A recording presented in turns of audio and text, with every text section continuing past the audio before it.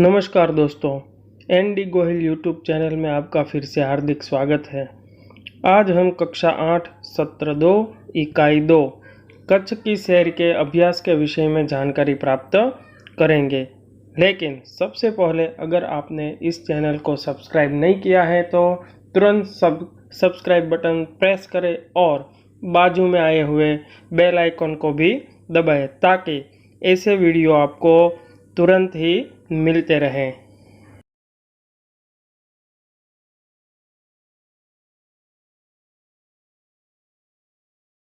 मुख्य प्रश्न 1, निम्नलिखित मुद्दों के संबंध में 4-5 वाक्य लिखिए, जिनमें से सबसे पहला है मरुभूमि या रेगिस्तान।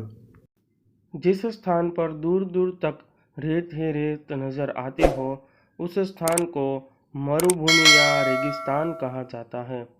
रेगिस्तान में बारिश बहुत ही कम या बिल्कुल नहीं होती।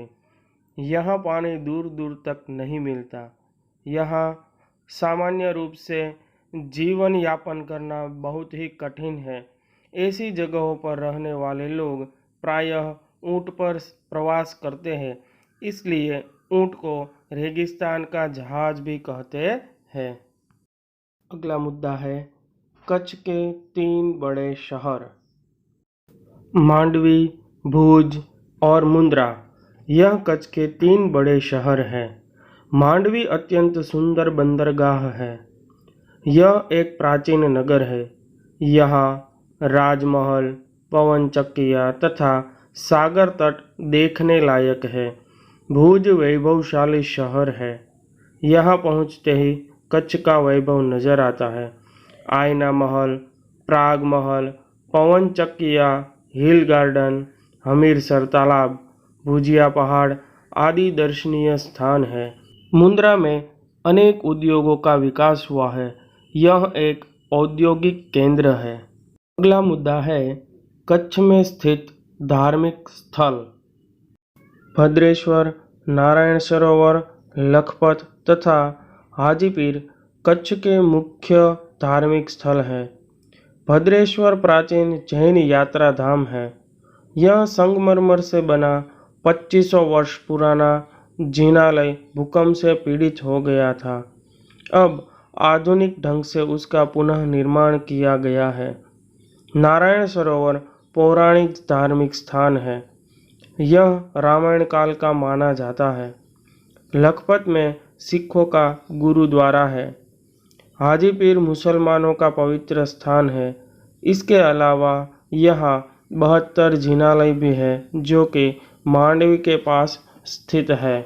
अगला मुद्दा है कच्छ के ऐतिहासिक स्थल, सामखियाली से उत्तर की ओर धोलावीरा एक ऐतिहासिक स्थान है। यहाँ भारत के अति प्राचीन मोहनजोदड़ो संस्कृति के अवशेष पाए जाते हैं। लखपत गुरु नानक की स्मृति से जुड़ा प्राचीन स्थल है। किसी समय यह एक समृद्ध नगर था। यहाँ का किला पुराने इतिहास की याद दिलाता है। प्रश्न 2, निम्नलिखित प्रश्नों के उत्तर दीजिए, जिनमें से सबसे पहला प्रश्न है आप अपनी पाठशाला में से किसी यात्रा पर गए हो तो उसका वर्णन अपने शब्दों में कीजिए। उत्तर, पिछले वर्ष दीपावली की छुट्टियों में हमारी पाठशाला की तरफ से सूरत के प्रवास का आयोजन किया गया था। प्रवास में 50 विद्यार्थी और 4 शिक्षक थे। सूरत की ओर जाने के लिए रात को ही बस में बैठकर निकल गए। रात को हम सभी दोस्त चलती हुई बस में बहुत हंगामा कर रहे थे। करीब 1 घंटे के बाद हम सब थक गए और अपनी अपनी जगह पर जाकर सो गए। जब हमारी आँख खुली तो हमने देखा कि हमारी बस एक बहुत बड़े और सुंदर मंदिर के बाहर खड़ी थी। मंदिर बहुत ही भव्य और विशाल था।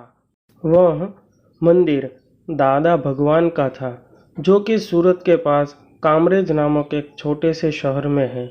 यहाँ पर हम स्नान आदि करके तैयार हुए और सभी ने अल्पाहार किया और उसके बाद हम वहाँ से सूरत की ओर रवाना हुए। सूरत में सबसे पहले हम महाराणा प्रताप उद्यान में गए, जो कि तापी नदी के किनारे स्थित है। वहाँ पर प्राणी संग्रहालय भी है, जहाँ हमने कई सारे प्राणियों को देखा। इस जगह में घूमते घूमते दोपहर हो गई। इसके बाद यहाँ पर ही हमने दोपहर का भोजन लिया। दोपहर के भोजन के बाद हम लोग मछली घर देखने के लिए गए। मछली घर में हमने तरह तरह की मछलियों को निहारा, छोटी बड़ी भिन्न भिन्न प्रकार की मछलियों को देखा। उसे देखकर बहुत ही मज़ा आया। यहाँ पर हमने मछलियों के घर के आगे अपनी तस्वीरें भी खिंचवाई।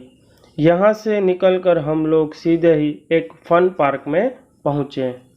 फन पार्क में हम कई तरह की राइड्स में बैठे, जिनमें कुछ राइड्स घुमाने वाली थी, कुछ राइड्स ट्रेन की तरह आगे चलने वाली थी, तो कुछ राइड्स ऐसी थी जिसमें बैठकर हमें बहुत डर लगा। फिर वहाँ पर अंत में हमने डीजे पर डांस भी खूब किया और खूब मज़ा आया। फन पार्क में ही हमने इतना मज़ा किया कि पता ही नहीं चला कि यहाँ कब शाम हो गई। यहीं पर हमने रात्रि भोजन लिया और थोड़ी देर के बाद हम सब यहाँ से अपने स्कूल की ओर जाने के लिए बस में बैठने के लिए तैयार हो गए। बस में बैठने के बाद हम इतने थक चुके थे कि हम सब सो गए। सुबह की पहली किरण निकलने वाली थी कि हम अपने स्कूल के गेट पर पहुंच चुके थे और वहीं जाकर हमारी आंख खुली। एक दिवसीय प्रवास में हमने खूब मज़ा किया। सचमुच हमें पता ही नहीं चला कि हमारा पूरा दिन कैसे गुजर गया।